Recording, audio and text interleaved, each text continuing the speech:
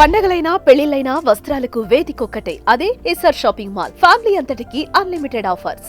మీ highest remuneration ఏంటన్నా? ఇన్ని సినిమాలు చేశారు కదా, వేలల్లోనే. ఇప్పటికి వేలల్లో. ఇంకా లకారానికి వెళ్తాం అన్న కాన్ఫిడెన్స్ ఉంది. ఓకే. బట్ ఇంకొకటి ఏంటంటే, నేను స్ట్రాంగ్ గా బిలీవ్ చేసేది ఏంటంటే, ఇది తగ్గకుండా ఉంటే చాలు. ఇది తగ్గకుండా ఉంటే హ్యాపీ. ఎందుకంటే నేను ఇలా ఉండే కదా ఇలా ఉన్నాను. ఇప్పుడు ఫైనాన్షియల్ గా కానీ హెల్తీగా కానీ ఇప్పుడు ఇలా ఉన్నానంటే ఈ పొజిషన్ తోనే కదా. ఈ పొజిషన్ తగ్గకుండా ఇంకొక 10 years ఉందనుకోండి, హ్యాపీ. దీపం ఉండగానే ఇల్లు చక్కదిద్దుకోవాలని చెప్తారు కదా, అప్పుడులోనే చక్కదిద్దుకున్నారు మీరు. సరే, చక్కదిద్దే పక్కన పెడితే ఈ పొజిషన్ తోనే ఇలా ఉన్నాం కాబట్టి, ఈ పొజిషన్ తగ్గకుండా ఉంటే ఇలా ఉంటాం కదా హ్యాపీ. అంతే. లవ్ మ్యారేజా?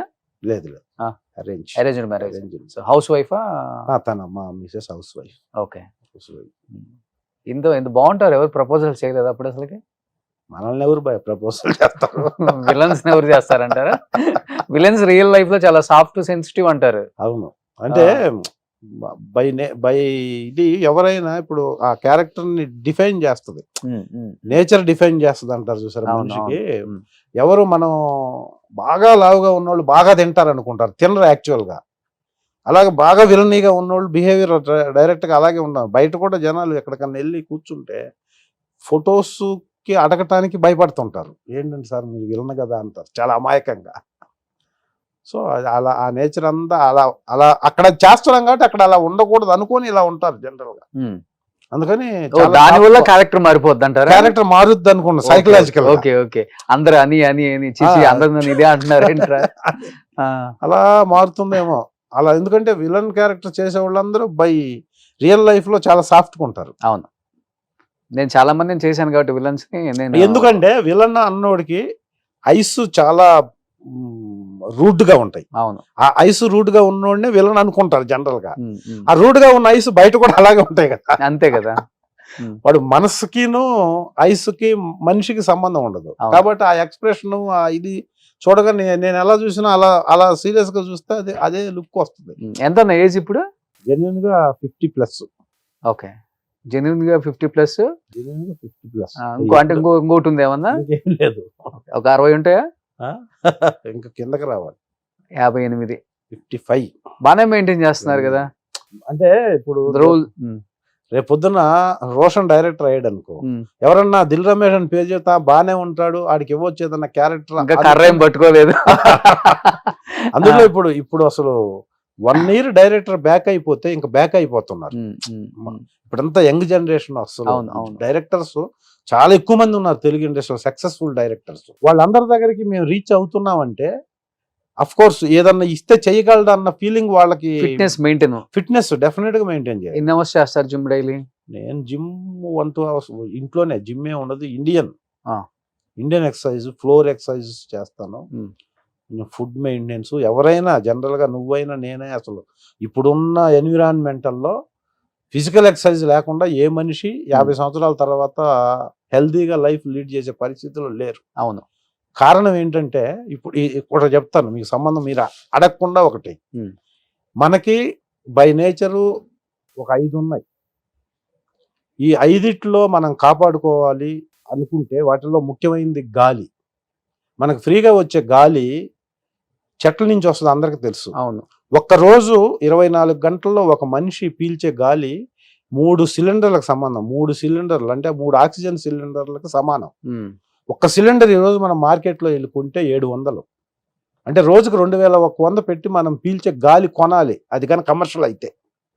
సో సంవత్సరానికి 7,60,000 అవుద్ది ఆ గాలి. భారతదేశంలో ఇప్పుడు ఆయు ప్రమాణం సైంటిఫిక్ దీని ప్రకారం 65 సంవత్సరాలు అనుకుంటే, అవును, ఒక మనిషి నార్మల్ గా బ్రతకడానికి 5 కోట్లు పెట్టి ఈ గాలి కొనాలి మనం. ఇందాక నేను చెప్పిన కొమర జాజి అనే వ్యక్తి చేస్తున్నది ఆ ప్యూర్ గాలి, ఆ ప్యూర్ గా ఉండే ఎయిర్ లేక ఢిల్లీలో చాలా కష్టపడుతున్నారు. పొల్యూషన్. హైదరాబాద్ లో కూడా మనం ఒక షార్పుగా ఆఫీస్ టైమింగ్స్ లో మనం ఇప్పుడు నేను ఇక్కడికి మా ఇంటి దగ్గర నుంచి ఇక్కడికి రావడానికి 9 kilometer డిస్టెన్స్, 1:15 నిమిషాలు పట్టింది. ఈ 1:15 నిమిషాలు బైక్ మీద వచ్చే వాళ్ళ పరిస్థితి అయితే. టైం బాగుంది, మీరు తొందరగా వచ్చారు.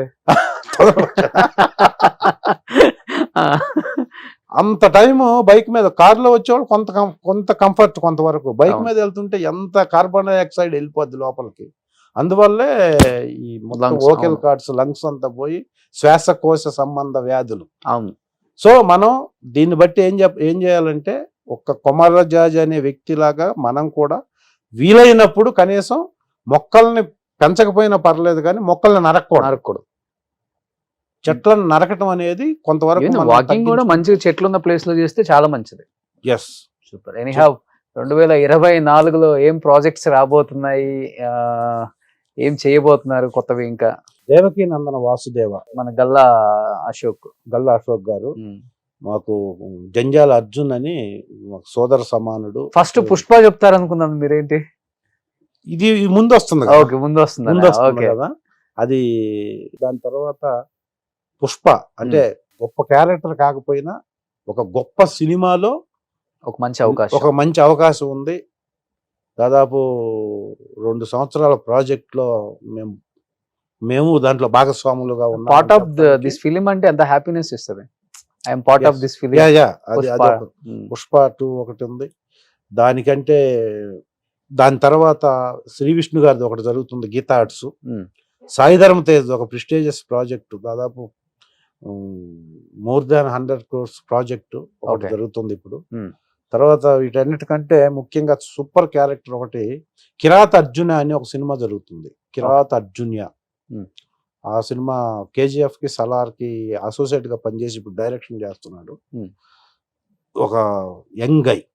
ఆ సినిమాలో ఒక మెయిన్ ఒక విలేజ్ ని కాపాడే ఒక టెరిఫిక్ క్యారెక్టర్ చేస్తున్నా.